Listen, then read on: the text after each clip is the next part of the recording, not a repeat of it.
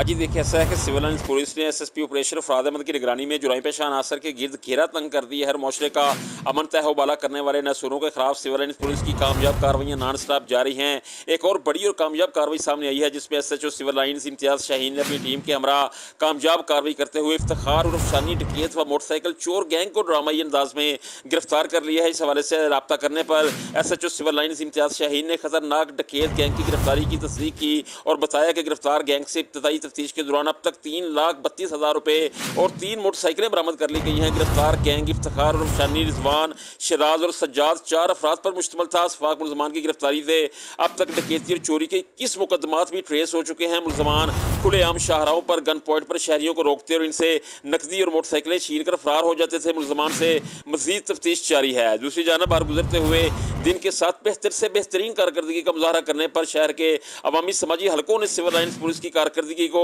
बेहद सराहा है और कई मकाम सीपीओ फराद अहमद ने भी सिविल लाइंस पुलिस को आला कारकर्दगी पर शाबाश दी है। जी।